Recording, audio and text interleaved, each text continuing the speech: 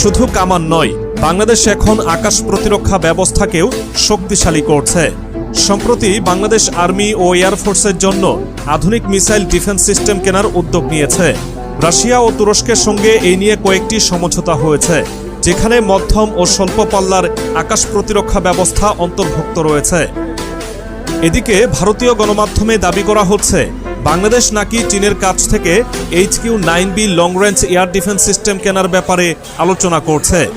এই missile system এতটাই শক্তিশালী যে এটি একসঙ্গে একাধিক টার্গেট ধ্বংস করতে পারে।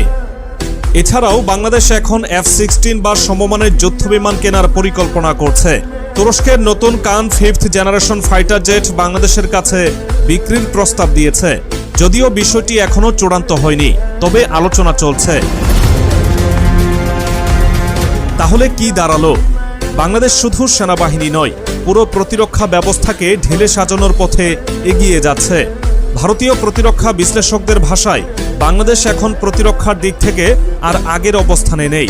তারা অত্যন্ত দ্রুত গতিতে সামরিক শক্তি বৃদ্ধি করছে।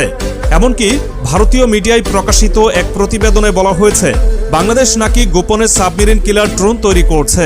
এই ড্রোনগুলো একবার চালু হলে বঙ্গোপসাগরের শক্তির ভারসাম্য বদলে যাবে, কারণ ভারতীয় নৌবাহিনীর সাবমেরিনগুলো তখন আর নিরাপদ থাকবে না।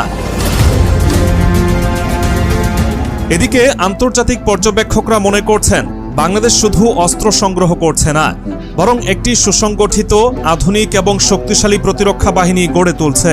আর এই কারণেই ভারত, মিয়ানমার ও অন্যান্য দেশ এখন বাংলাদেশের প্রতিরক্ষা উন্নয়ন নিয়ে গভীরভাবে পর্যবেক্ষণ করছে। এরই মধ্যে ভারতীয় মিডিয়ায় একের পর এক শিরোনাম আসতে শুরু করেছে। বাংলাদেশ সেনাবাহিনী নাকি এক নতুন যুগে প্রবেশ করছে।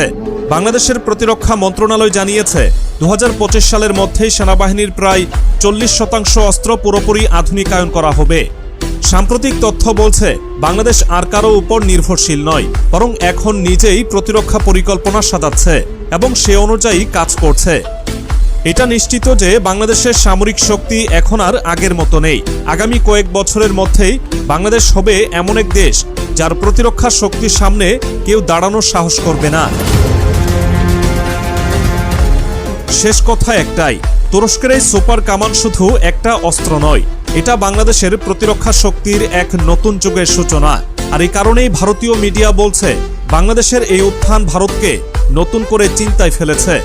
বাংলাদেশ কি দক্ষিণ এশিয়ায় নতুন সামরিক শক্তি হিসেবে আবির্ভূত হচ্ছে? তা হয়তো সময়ের সাথে সাথে একদিন জানা যাবে। কিন্তু একটা বিষয়